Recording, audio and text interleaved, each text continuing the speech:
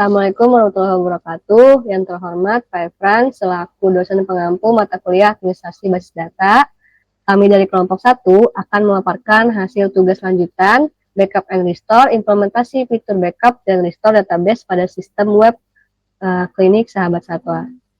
Sebelum masuk ke inti pembahasan, izinkan kelompok kami memperkenalkan diri, diantaranya saya sendiri, Alina Cahaya Kamila, dan rekan-rekan saya ada Jordi Irawan, Bintang Aryadi, Haryadi, dan juga Wahyuni Putra.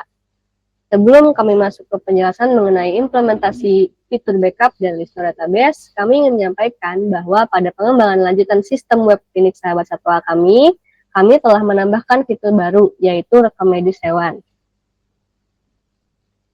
Nah, untuk fitur ini kami kembangkan dengan tujuan untuk membantu klinik dalam mencatat dan menelusuri riwayat kesehatan setiap hewan yang berkunjung. Dengan adanya fitur ini, dokter hewan maupun admin dapat dengan mudah melihat informasi penting terkait pasien hewan, sehingga proses pelayanan medis dapat dilakukan lebih cepat dan akurat.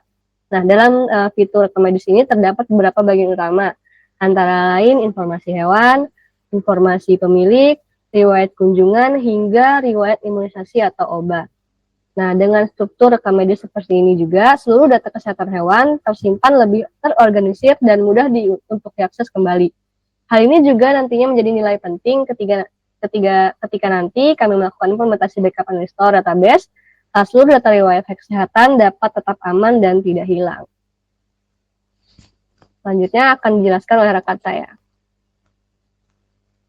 Baik, sebelum kita ke inti pembahasan yaitu backup dan restore, kita akan melihat lebih dahulu data. Misalkan di data kunjungan, dapat dilihat di sini tabel awalnya ada beberapa data. Selanjutnya kita akan melakukan backup.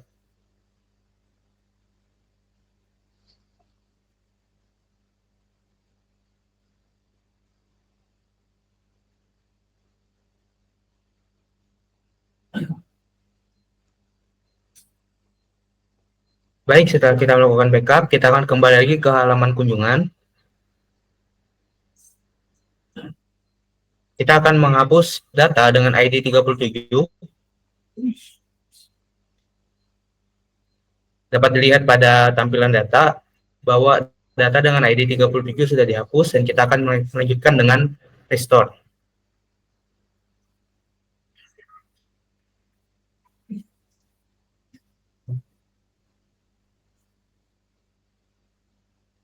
Setelah kita melakukan restore, kita akan kembali lagi ke halaman visit dan record data dengan ID 37 sudah kembali lagi. Selanjutnya kita akan melihat bagaimana proses backup di bagian backend pada aplikasi kami.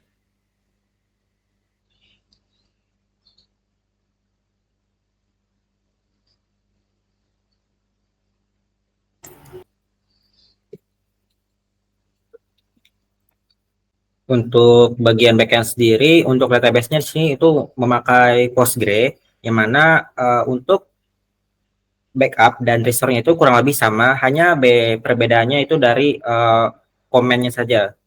Contoh kalau misalnya di backup itu pakai pgdam, terus kalau untuk post restore itu memakai PSQL.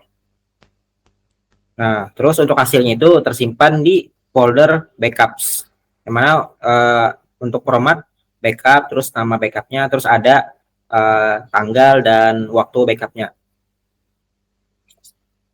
Oke, sekian untuk penjelasan dari backup untuk codingannya.